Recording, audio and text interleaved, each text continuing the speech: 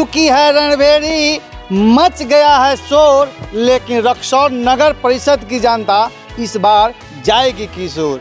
नमस्कार, आप देख रहे हैं खबरी और साता के संग्राम कार्यक्रम में आप सबका स्वागत है। पूर्व चेयरमैन पति रामनिवास भारती जी, उनसे हम बात करेंगे और साथ में पब्लिक यहाँ पे बैठी हुई है, जनता जनार्दन का भी सवाल होगा। तो चलिए हम भारती जी को अब स्वागत करते हैं।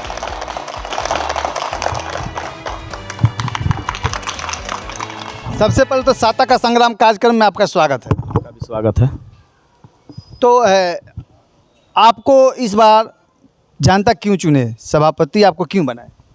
विकास के लिए। जो पूर्व में काम हुआ है, हम लोग को विकास करने का इच्छा है, पहले में और अभी में। अभी जो चुनाव होगा जनता के द्वारा चुना जा रहा है, दिमाग फ्री करके एक ही रहेगा कि विकास करना है। तो विकास के मुद्दे पे आप 2 टर्म रहे हैं सभापति, आपकी पत्नी रही हैं, तो क्या उपलब्धियां हैं आपके पास, क्या कुछ आप काम किए हैं? पहले से प्रथम बार हम लोगों का 2012 में बोर्ड बना, तो पहले जो हुआ था उससे बेहतर हम लोग किए। एक वार्ड में 55-60 लाख का हम लोग काम किए। कभी डस्टबिन यहाँ नहीं रखा गया था, डस्टबिन हम लोग क्रय करके रखे। मेन रोड में स्ट्रीट लाइट लगाए और बहुत सा छठ घाट भी बनवाए हम लोग। श्मशान घाट भी बनवाए हुए हैं। मोक्ष धाम जो है सो वो शुरुआत हुआ जो सेकेंड बोर्ड में पूरा हुआ। सड़क नाला तो बहुत बनबे किया सभी वार्डों में। तो क्या कुछ बाकी रह गया है, और यदि आप फिर आते हैं तो सबसे पहला काम कौन कौन से कीजिएगा? बाकी टोटल तो बाकी रह गया है। अब ये जो समय मिलेगा जनता के द्वारा चुना जा रहा है, तो पूरे 5 साल का समय मिलेगा। तो ये मास्टर प्लान बना करके ये 10 करोड़ 20 करोड़ रुपये से विकास नहीं होगा। इसके लिए अरबों में रुपया चाहिए, और वो सिस्टम मास्टर प्लान बना करके ही काम किया जाएगा। वही मेरी इच्छा है, वही मास्टर प्लान से काम करेंगे। तो चलिए अब जनता के पास चलते हैं और डायरेक्ट तीखा सवाल जनता करेगी और रामनिवास भारती उसका जवाब देंगे। आपका क्या क्वेश्चन है भारती? मेरा सवाल रामनिवास भारती जी से है। रामनिवास भारती जी, वो कौन सा जादू का छड़ी आपके पास है जो 4 करोड़ को तुरंत 12 करोड़ में तब्दील कर देते हैं? दूसरा सवाल, ये जो सभापति का चुनाव है, धन के बलबूते आप जीतेंगे, जीतना चाहेंगे, या लोगों का प्यार लेकर के जीतेंगे? आगे जी, धन का उपयोग कीजिएगा या जनता का? धन के उपयोग से कोई लीडर नहीं बन सकता है। धन का उपयोग करना रहता तो बहुत भारत में उद्योगपति लोग बैठा हुआ है, वहीं प्रधानमंत्री रहता, वहीं राष्ट्रपति रहता, वहीं मंत्री रहता। जनता के समर्थन से ही बनना है। आज जहाँ भी हम लोग जाते हैं तो एक ही आवाज़ सुनता है, एक ही मतलब कि आरोप लगता है आप पर कि लगभग 14 करोड़ का जो गमन हुआ है बुजुर्गखाना का लेकर के। इस पर आपका क्या सफाई है? और कहने के लिए किसी पर कोई आरोप लगाया जा सकता है?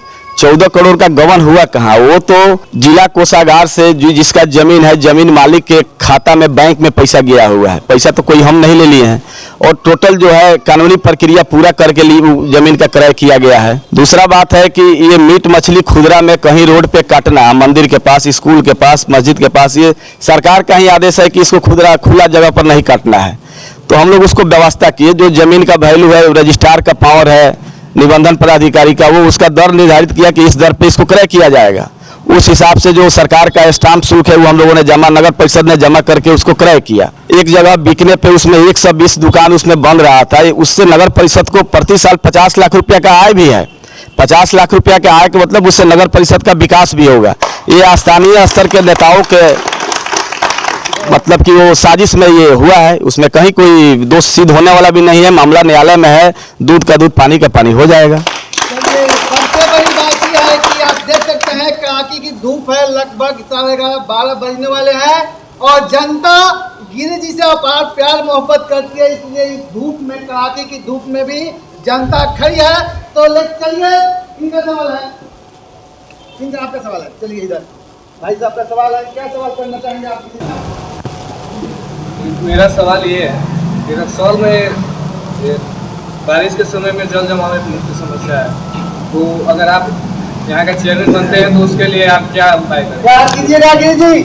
उसी के लिए मैंने पहले ही बता चुका है कि मास्टर प्लान के तहत ही सीवरेज, ड्रेनेज, उसके बाद सड़क, वाटर सप्लाई का काम किया जाएगा, तभी जल जमाव से मुक्ति मिलेगा।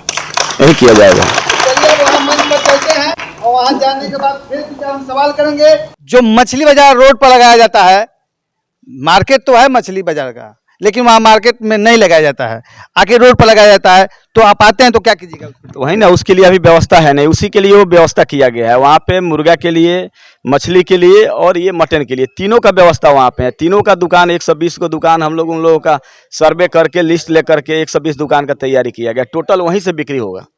और जाम, सबसे ज्यादा कोई समस्या है रक्सौल में तो जाम है, उसको कैसे कीजिएगा? जाम के लिए है कि मान लीजिए यहाँ से बस स्टैंड बाहर निकल जाए तो जो ई रिक्शा यहाँ पे हजारों चल रहा है, उस जाम में फंस के उन लोगों का रोजगार भी मर रहा है। यदि बाहर जा रहा है तो शहर विकसित भी होगा और इन लोगों को रोजगार भी मिलेगा और जाम के समस्या से छुटकारा भी मिलेगा। छुटकारा भी मिलेगा। अभी अभी एक भाई साहब का कॉल आया था कि 11-12 बज चुका है, लेकिन ट्रक को अंदर ला करके जाम लगा दिया गया है, तो मतलब कि 8 बजे तक ही अलाउ है, तो इसके लिए आप क्या कीजिए? देखिए, जब दुकान भीतर है तो आलू का ट्रक आएगा तो आएगा ही, फल का ट्रक आएगा तो आएगा ही, तो इसके लिए यही इसका व्यवस्था मंडी बाहर बना दिया जाएगा, इसी से शहर विकसित होगा, शहर भी साफ सुंदर। 2 टर्म तो आप रहे हुए हैं ना, तो बाहर क्यों नहीं किए? देखिए, उस समय का दूसरा प्रोविजन था, अभी जनता द्वारा चुना जा रहा है। उस समय 20 तरह का बात होता था, दबाव में आदमी काम करता था। अभी जनता यदि चुनती है तो मानसिक टेंशन बहुत कम रहेगा। मतलब है कि टंग खींचवा लोग नहीं है इस बार का? नहीं, टंगिचवा नहीं, अब उसमें 25 तरह का लोगों का कहने का मतलब है कि अपना भिन्न भिन्न, सब कोई विकास ही चाहता है, वो लोग भी विकास करना ही चाहता था, लेकिन भिन्न भिन्न मत अलग अलग था, तो सबका बात लेकर के चलना पड़ता था।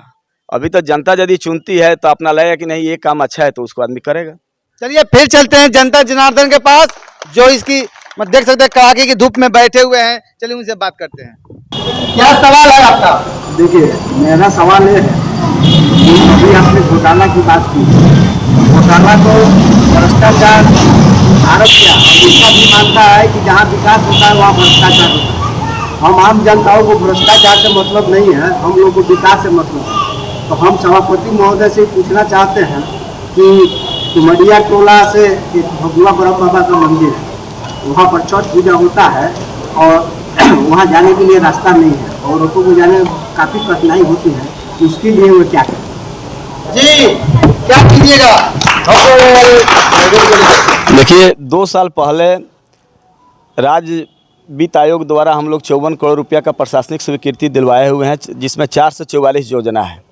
उसमें 95 योजना का टेंडर कर करके संवेदक को एकरारनामा करके वर्क ऑर्डर दिया गया है कि आप लोग काम कीजिए। उसके बाद हम लोग तब तक हट गए, उसमें 5-7 काम ही हुआ है, बाकी जो है सब समझिए कि 85 काम बाकी है। उसमें का एक वो भी है, उसका भी टेंडर हो गया है, एकरारनामा हो चुका है, चुनाव बाद निश्चित रूप से वो काम होगा। चलिए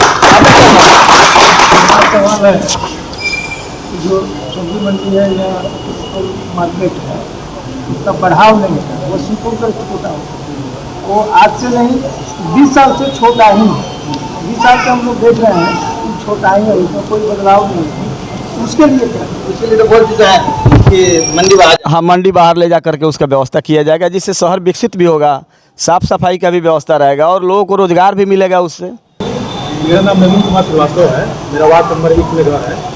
वहाँ सबसे बड़ा समस्या है, मालगुड़ा की तरफ मेरा घर है। सबसे बड़ा समस्या है कि बारिश का पानी जो है वहाँ से निकलता नहीं है, तो बारिश का पानी वहाँ से कैसे निकलेगा, पहला तो सवाल ये है। दूसरा है कि हम लोग घर के बगल में ही लोहा का जितना भी रेलवे से माल गिरता है सब मेरे घर के बगल में गिरता है, और वो जो ट्रेन से जब नीचे रखता है सब पूरा घर जैसे कि भूकंप जैसा होता है, उसको भी वहाँ से हटाने का प्रयास होना चाहिए। उसके बारे में क्या करेंगे? टेम्पू स्टैंड के लिए हम लोग प्लानिंग कर रहे हैं कि बाहर लगे और उसको 1 वे कर दिया जाए, टेम्पू कहीं रुके नहीं बाजार में। एक साइड से इधर मान लीजिए बट्टा चौक से चल रहा है तो कोयरिया टोला नहर होते हुए और ब्लॉक रोड होते हुए वो घूमते रहे, कहीं रुके नहीं। जहाँ जो सवारी चढ़ेगा उतरेगा उतना ही देर के लिए वो रुके और उसका पड़ाव स्थल हम लोग बाहर करें। नेपाल का जो टेम्पू है उसके लिए भी उसका पड़ाव स्थल पुल के उस पार हो जाए। और आ गया कि वो आपको पानी निकासी का जो बोले हैं वो नेपाल का ज़मीन है, फिर भी उसका भी हम लोग ये 95 में टेंडर किए हुए हैं। उसके बाद वो प्रक्रिया रुक गया हम लोग के हटने के बाद, वो स्थानीय स्तर, देखिए कानूनी प्रोसेस में तो बन नहीं पाएगा, वो तो दिल्ली काठमांडू का बात हो जाएगा, लेकिन स्थानीय स्तर पे हम लोग बात करके वहाँ सड़क भी बनवाए हैं, छोटा नाला भी बनवाए हैं, ये बड़ा नाला भी बन जाएगा, पानी निकासी का व्यवस्था हो जाएगा।